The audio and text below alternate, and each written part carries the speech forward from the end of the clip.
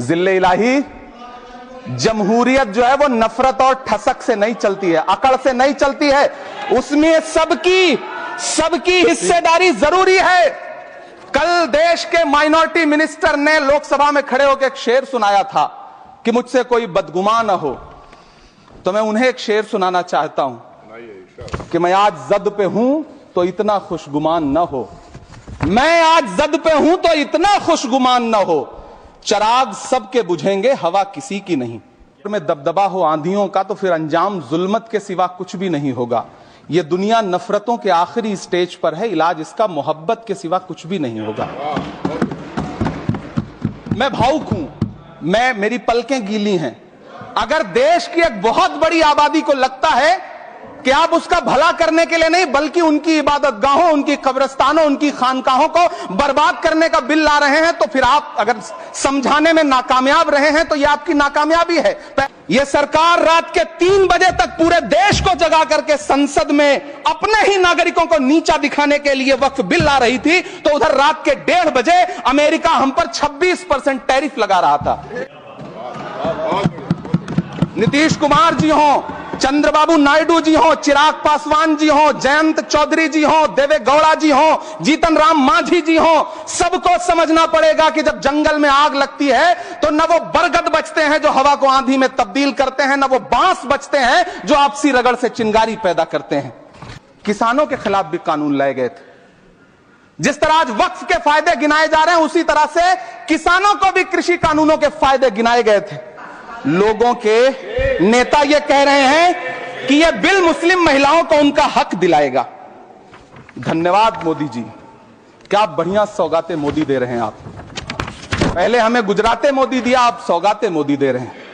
मैं इस सदन में अलल ऐलान यह कहता हूं कि जब भी इस देश की जमीन को लहू की जरूरत होगी, आपसे 2 कदम आगे इमरान खड़ा मिलेगा, यह मैं आपसे यकीन दिलाते हुए कह रहा हूं। सभापति महोदय, मैं सरकार से कहना चाहता हूं, हमसे हमारी इबादत गाहें तो मत छीनिए ना, हमारे घरों पे बुलडोजर तो मत चलाइए ना, हमारी कब्रों में तो हमें सुकून से सोने दीजिए ना। सभापति महोदय,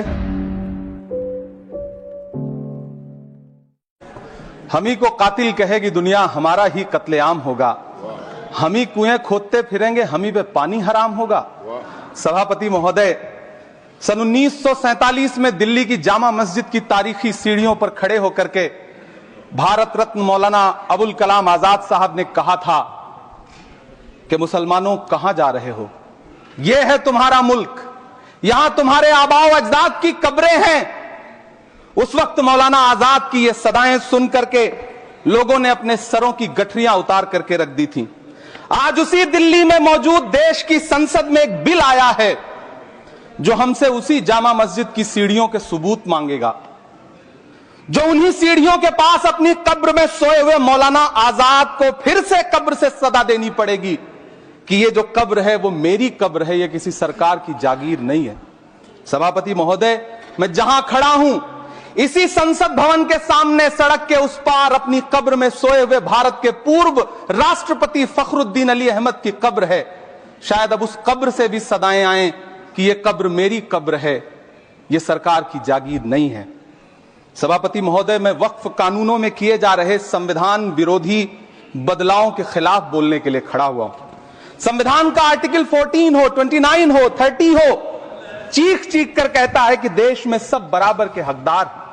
आर्टिकल 26 कहता है कि सबको अपने अपने मजहबी कामों के लिए मंदिर, मस्जिद, गिरजाघर, गुरुद्वारों का निर्माण करने का हक है और उसका रखरखाव का भी हक है।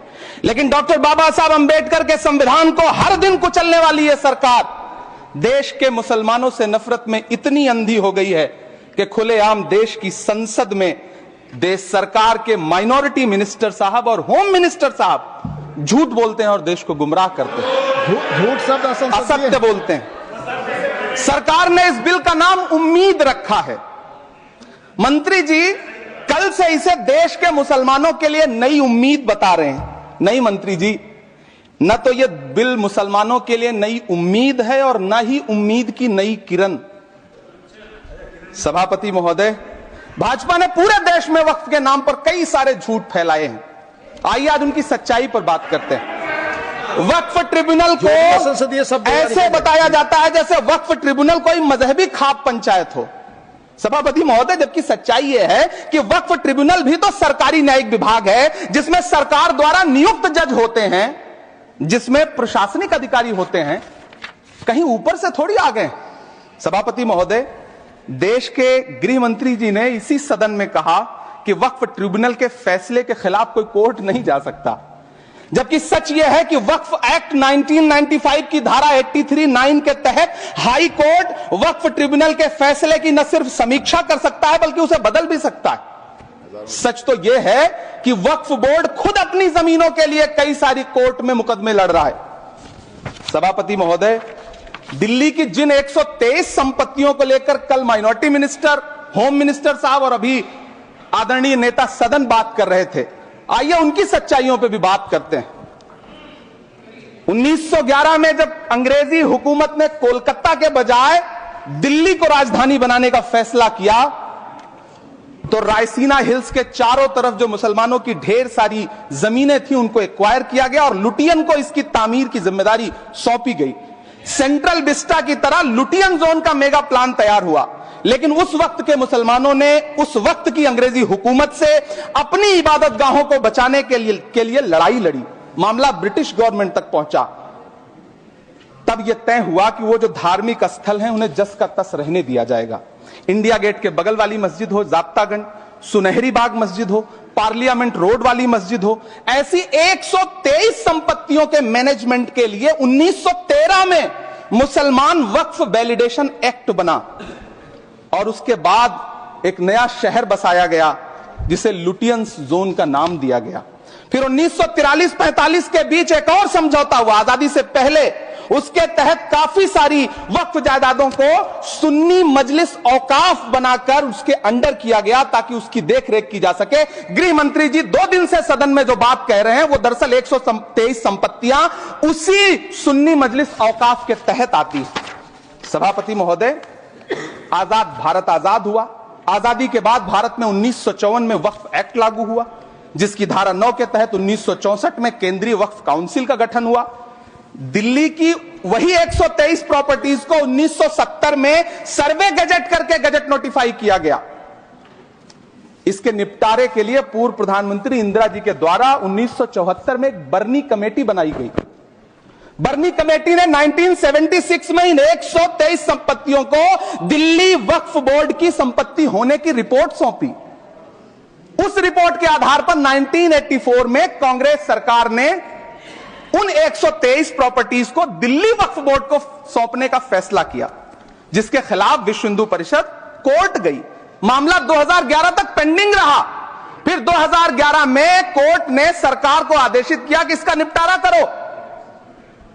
तब 2013 में तत्कालीन यूपीए सरकार ने दिल्ली की उन्हीं 123 जायदादों को बर्नी कमेटी की सिफारिशों के मुताबिक वक्फ बोर्ड के हवाले किया।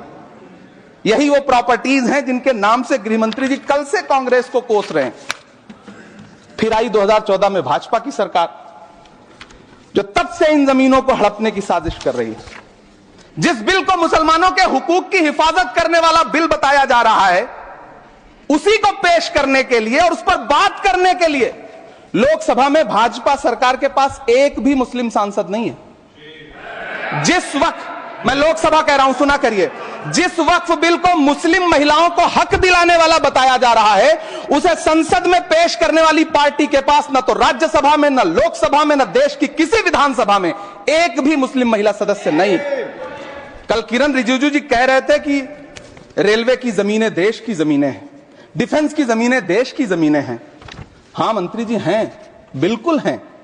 ये जो वक्फ की जमीनें हैं, ये हमारे पुरखों ने धार्मिक कामों के लिए डोनेट किया है, तो हम भी तो इसी देश के नागरिक हैं, हम भी तो इसी देश के बेटे हैं, तो वक्फ की जमीनें भी तो इसी देश की जमीनें हैं। उनको पराया क्यों बोलते हैं आप? सभापति महोदय, अशफाकुल्लाह खान जब फैजाबाद की जेल में फांसी के फंदे पर झूल रहे थे, तो इसी देश की जमीन के लिए झूल रहे थे ना।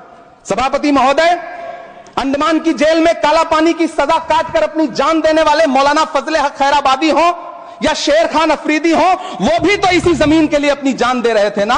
सभापति महोदय, पाकिस्तान के खिलाफ लड़ते हुए अपनी जान देने वाले महावीर चक्र विजेता ब्रिगेडियर उस्मान हो या पाकिस्तान के पैटर्न टैंक उड़ाने वाला परमवीर चक्र विजेता वीर अब्दुल हमीद हो, वो भी तो इसी जमीन के लिए अपनी जान दे रहा था ना।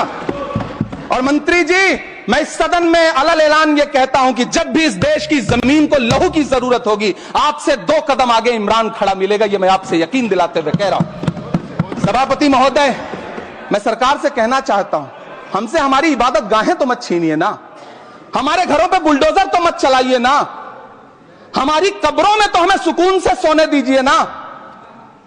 सभापति महोदय, माइनॉरिटी मिनिस्ट्री का बजट कट करके, मुस्लिम बच्चों की स्कॉलरशिप बंद करके अब सरकार कह रही है कि हम वक्फ की आमदनी से गरीब मुसलमानों का भला करेंगे। गुजरात की बेटी बिल्किस के बलात्कारियों की रिहाई के बाद उन्हें माला पहनाने वाली लोगों के नेता ये कह रहे हैं कि यह बिल मुस्लिम महिलाओं को उनका हक दिलाएगा। धन्यवाद मोदी जी, क्या बढ़िया सौगातें मोदी दे रहे हैं आप। पहले हमें गुजराते मोदी दिया, आप सौगातें मोदी दे रहे हैं। लेकिन यह सरकार इतना याद रखे कि इसी ठसक के साथ देश की संसद में सीए का कानून भी लाया गया था और कहा गया था बड़े बड़े भाषण देकर के कि पड़ोसी देशों से हिंदू भाइयों को ला करके यहां नागरिकता दी जाएगी। लेकिन मैं आपके संज्ञान में लाता हूं सर कि पिछले इतने दिनों में इनसे नागरिकता लेने के लिए 2000 व्यक्ति भी नहीं आए, जबकि इसके उलट इन्हीं की सरकार में पिछले 10 साल में 15 लाख से ज्यादा भारतीयों ने भारत की नागरिकता छोड़ करके दूसरे देश में जाकर के बस गए। यह हुआ उस कानून का अंजाम। सभापति महोदय, इसी तरह की जिद के साथ किसानों के खिलाफ भी कानून लाए गए थे। जिस तरह आज वक्फ के फायदे गिनाए जा रहे हैं, उसी तरह से किसानों को भी कृषि कानूनों के फायदे गिनाए गए थे। लेकिन अंजाम क्या हुआ? 700 किसानों की शहादत लेने के बाद सरकार को अन्नदाता किसानों के सामने घुटने टेकने पड़े और कृषि कानून वापस लेने पड़े। जिल्ले इलाही, जमहूरियत जो है वो नफरत और ठसक से नहीं चलती है, अकड़ से नहीं चलती है, उसमें सबकी हिस्सेदारी जरूरी है। कल देश के माइनॉरिटी मिनिस्टर ने लोकसभा में खड़े होकर एक शेर सुनाया था कि मुझसे कोई बदगुमान न हो, तो मैं उन्हें एक शेर सुनाना चाहता हूं कि मैं आज जद पे हूं तो इतना खुशगुमान न हो, मैं आज जद पे हूं तो इतना खुशगुमान न हो, चिराग सबके बुझेंगे हवा किसी की नहीं। नीतीश कुमार जी हो, चंद्रबाबू नायडू जी हो, चिराग पासवान जी हो, जयंत चौधरी जी हो, देवे गौड़ा जी हो, जीतन राम मांझी जी हो, सबको समझना पड़ेगा कि जब जंगल में आग लगती है तो न वो बरगद बचते हैं जो हवा को आंधी में तब्दील करते हैं, न वो बांस बचते हैं जो आपसी रगड़ से चिंगारी पैदा करते हैं। सभापति महोदय, जब देश को मनमोहन सिंह साहब जैसा काबिल प्रधानमंत्री मिलता है तो देश को आरटीआई जैसा एक्ट मिलता है, सेज जैसा एक्ट मिलता है, मनरेगा जैसा एक्ट मिलता है, लिबरलाइजेशन मिलता है, राइट टू एजुकेशन मिलता है, नेशनल फूड सिक्योरिटी एक्ट मिलता है। लेकिन जब देश को सौगातें मोदी मिलती है तो क्या मिलता है? सीए मिलता है, फॉर्म्स लॉ मिलता है, आर्टिकल 370 मिलता है, इलेक्टोरल बॉन्ड जैसा एक्ट मिलता है और वक्फ अमेंडमेंट एक्ट जैसे बिल देश को मिलते हैं। मुझे तो अपने हमवतन भाइयों से पूछना है कि आपको अपने बच्चों की तरक्की, खुशहाली और नौकरी की दरकार है या फिर मुसलमानों की दान की गई जमीनों को लूटकर धन्ना सेठों को देने की साजिश करने वाले कानून की? सभापति महोदय, यह सरकार रात के 3 बजे तक पूरे देश को जगा करके संसद में अपने ही नागरिकों को नीचा दिखाने के लिए वक्फ बिल ला रही थी, तो उधर रात के 1:30 बजे अमेरिका हम पर 26% टैरिफ लगा रहा था। सरकार की प्राथमिकताएं देश को पता। सभापति महोदय, मैं बहुत भावुक हूं आज और मुझे अच्छा लगा कि आदरणीय नेता सदन जगत प्रकाश नड्डा जी ने बहुत अच्छी बातें भी की, मन से बातें की। क्योंकि उनके नाम में प्रकाश जुड़ा है तो मैं उनमें हमेशा एक रोशनी की किरण देखता हूं। मैं उनके सामने बहुत अदब से यह बात कहना चाहता हूं कि चिरागों के सफर में दबदबा हो आंधियों का तो फिर अंजाम जुल्मत के सिवा कुछ भी नहीं होगा। यह दुनिया नफरतों के आखिरी स्टेज पर है, इलाज इसका मोहब्बत के सिवा कुछ भी नहीं होगा। मैं भावुक हूं, मेरी पलकें गीली हैं। अगर देश की एक बहुत बड़ी आबादी को लगता है कि आप उसका भला करने के लिए नहीं, बल्कि उनकी इबादत गाहों, उनकी कब्रिस्तानों, उनकी खानकाहों को बर्बाद करने का बिल ला रहे हैं, तो फिर आप अगर समझाने में नाकामयाब रहे हैं तो यह आपकी नाकामयाबी है। पहले समझाइए, उसके बाद कोई बिल लेकर के आइए, तब शायद हम आपका इतनी पुरजोर तरीके से विरोध ना करें। लेकिन सभापति महोदय, मैं अंत में सिर्फ इतना कहना चाहता हूं कि इस बिल में जो भी पॉइंट्स दिए गए हैं, बॉम्सी पोर्टल देख लीजिए, सरकार का झूठ आपको पकड़ में आ जाएगा। हम डरे नहीं हैं, हम सिर्फ सरकार से अपील कर रहे हैं कि हमें अपना समझिए, हम आपके अपने हैं, इस देश के नागरिक हैं, और आप ताकत में हैं। संख्या बल के आधार पर बिल हो सकता है आप पास करा ले, लेकिन आपको यह बात समझनी पड़ेगी कि हम तो वो तारीख हैं, जहनों में रहना है जिसे, कागजी पुर्जे नहीं जो फाड़ डाले जाएंगे। जिस जमीन पर मैं खड़ा हूं यह मेरी पहचान है। आप आंधी हैं तो क्या मुझको उड़ा ले जाएंगे? आपको यह बात समझनी पड़ेगी।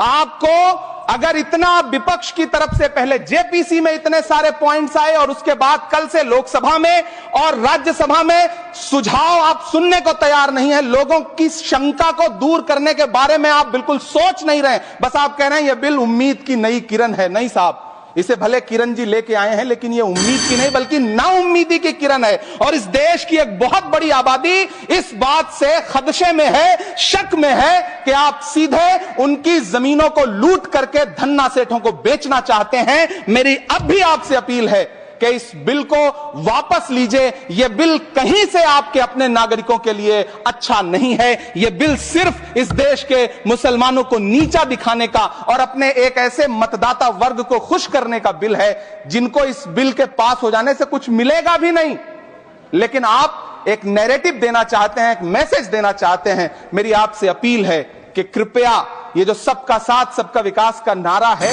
इस नारे को रत्ती भर तो चरित्रार्थ कर दीजिए। बहुत बहुत धन्यवाद। खबरों में बने रहने के लिए फोरम 4 को सब्सक्राइब करें और नोटिफिकेशन पाने के लिए बेल आइकन दबाएं।